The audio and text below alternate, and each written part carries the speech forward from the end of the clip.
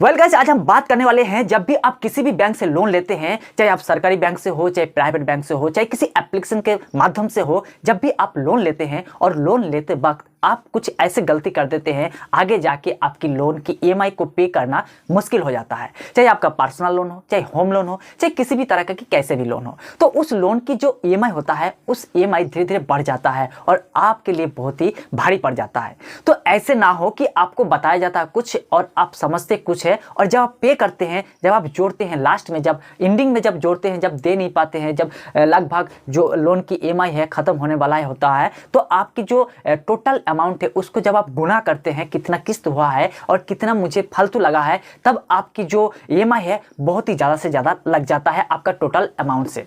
तो principal amount और total amount जब आपको लगता है तो बहुत ही ज़्यादा लगता है। तो ऐसे क्यों होता है? इसलिए आपकी कुछ ऐसे गलती होता है जिस कारण आपकी ये जो लोन की ईएमआई है ज़्यादा से ज़्यादा लग जाता है। तो आपको समझना जरूरी है, जब भी आप किसी भी कंपनी से लोन लेते हैं तो आपको कुछ ऐसे चीज़ों को ध्यान देना जरूरी है जहां से आपको आगे जाके असुविधा ना हो। तो इसीलिए आज की इस वीडियो बना रहा हूं। और उससे पहले एक बात और कहना चाहूँगा, जो होम क्रेडिट वाले जो होता है, जो होम क्रेडिट से लोन लेते हैं, उनके लिए खास करके आज की इस वीडियो।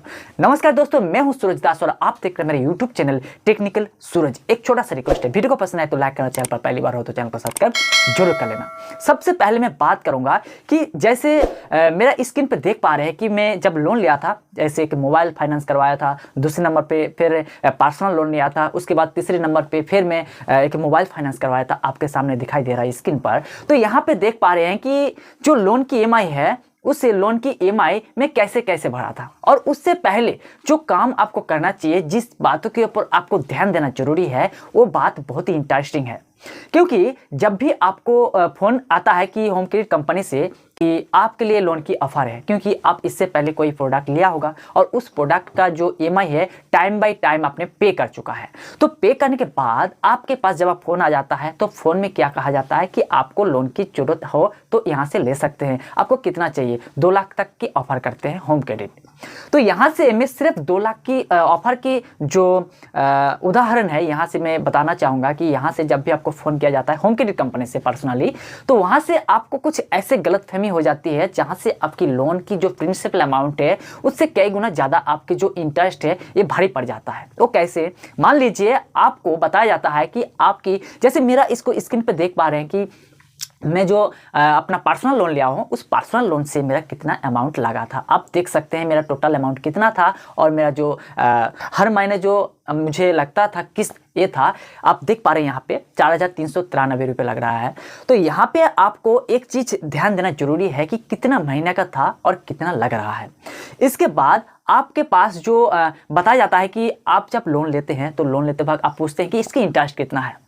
मेरा इंटरेस्ट था कि 14 PA, इसको पहले समझ लेना, 14 PA। और अगर आपको ये कहा जाता है कि 1.5%, 2.3%, 2.9%, तो 2.9% का आप क्या समझते हैं कि मेरा जो प्रिंसिपल अमाउंट है, इस अमाउंट को 2.5% यानी 2 रुपया 50 पैसा लग रहा है, लेकिन ऐसे नहीं है। यही आपकी गलती है।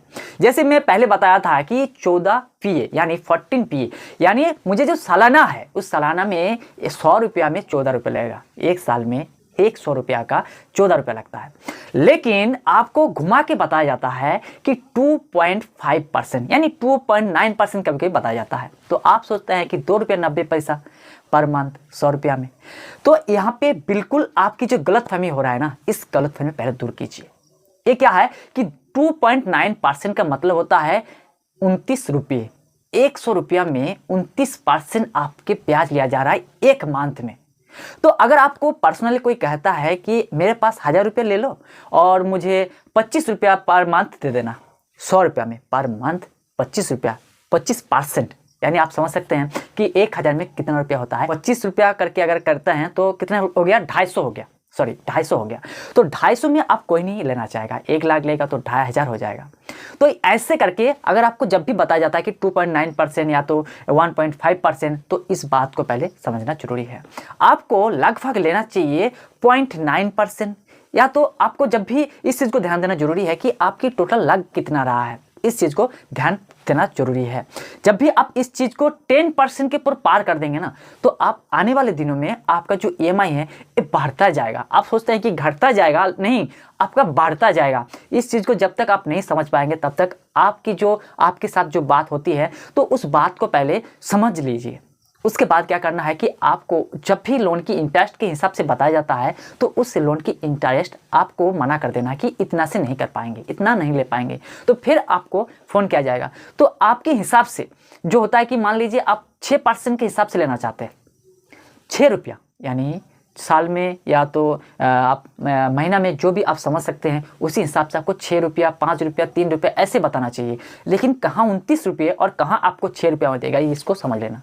जब तक इसको नहीं समझ पाएंगे तब तक आपका जो लोन की EMI है बढ़ता जाएगा। तो जब तक इसको नहीं समझ पाएंगे तब तक आपके लिए लोन की EMI भरना बहुत ही मुश्किल हो जाएगा। इसलिए दोस्तों मैं कहता हूं कि इस चीज़ को जब तक नहीं समझ पाएंगे तो आप लोन लेके फंस जाएंगे। आपका EMI जो है बढ़ता ही जाएगा, आप कभी खत्म नहीं कर पाएंगे। दोस्तों वीडियो को पसंद है तो लाइक करना, चैनल पर पहली बार हो तो चैनल को सब्सक्राइब करके और नोटिफिकेशन बेल को जरूर दबा देना। चलिए तब तक के लिए जय हिंद, जय भारत।